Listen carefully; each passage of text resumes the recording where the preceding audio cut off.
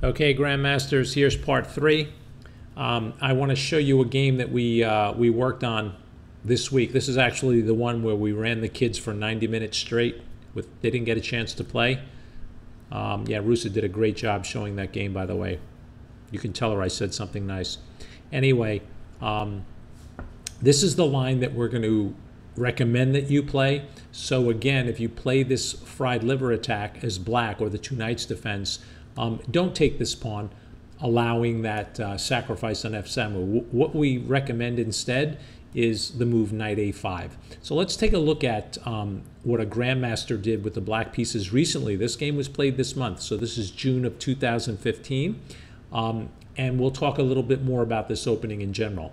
Okay, so after knight a5, you attack the white bishop. And the whole point of this system with black is to play this game sometimes down material, but keep playing it with threats and pressure and activity. So almost every move you play, you want to put a little bit of juice into it. Really keep your pieces and your threats alive. Okay, so the main line here is bishop to b5 check. So how do you get out of check and give white a problem? It's the move c6. Okay? Pawn takes, and again, don't take with your knight, because by taking with your knight, you're going backwards and you're walking into a pin.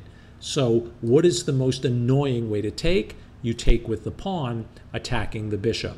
Now, there are a couple of choices here for white with the bishop, and white chose the move d3, which looks a little strange because you are blocking in your d-pawn, but it does serve the purpose of holding the e4 square, and it still doesn't let this knight activate toward the center. So white's hoping to take advantage of this knight being out of play someday.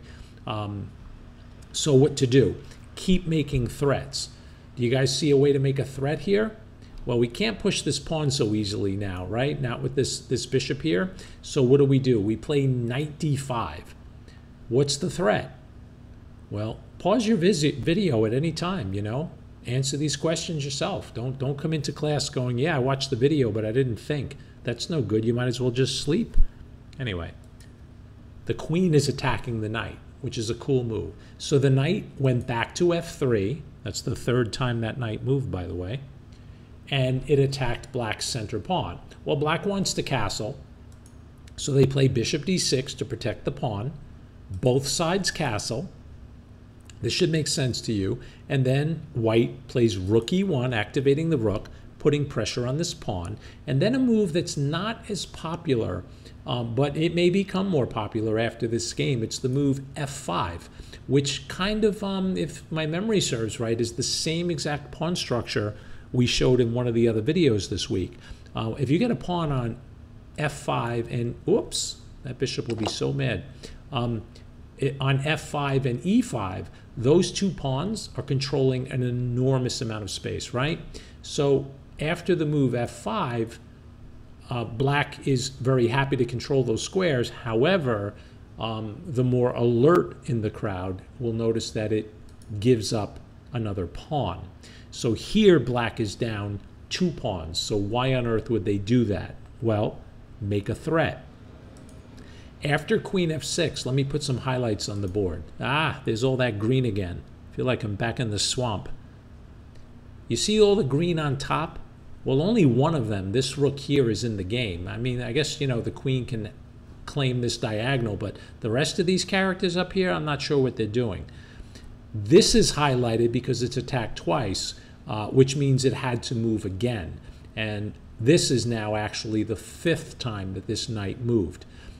So black is eager to make that trade, because if you go back, you can argue that this is black's worst piece. It's kind of sitting on the edge of the board. So by taking it, you get a chance to trade off your most inactive piece. So white naturally takes back, and then another threat by black. See if you can find it yourself.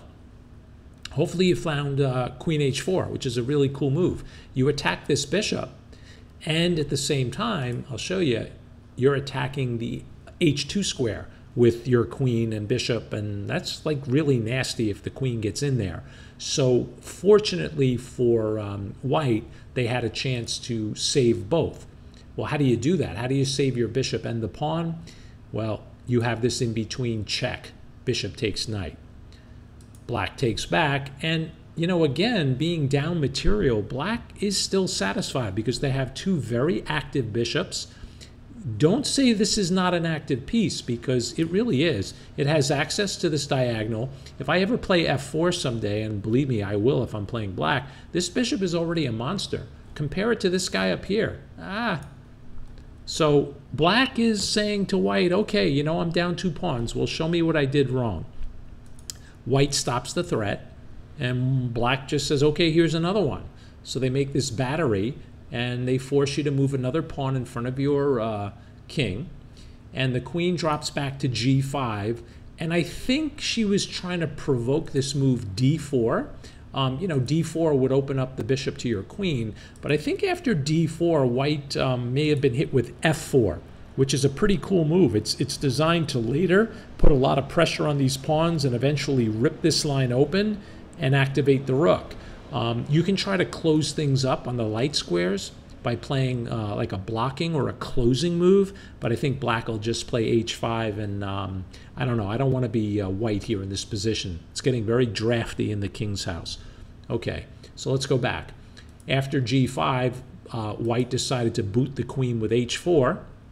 She goes to g6, and now at least white is fighting back. So here come the highlights again. Why? The rook is not defended. It's loose, so there could be a tactic. The pawn is not defended. If the queen takes the pawn, it's check. That'll win the rook. Why are these three highlighted? That's the defensive structure of the white king. So watch what black does. Beautiful move. Pawn f4. Throws the pawn in the middle of the structure and says to white, I don't care if you take my rook, which he did. Because when you take my rook, I'm going to start opening up your king. I don't think you want to take that pawn because you're going to get hit with a check. You block the check. Okay, fine. Then I take a free rook, and then you block the check this way, and shakmat. Game is finished, right? Not good. So this can be a real problem. So I don't think you want to do that. So after f4, which was the move white played, trying to keep things closed, black gives a check. And you have ways to get out of this, but you know, like, you can't play king g2 because bishop h3 wins the queen. Can you guys see that? King takes, rook takes, and this is good for black.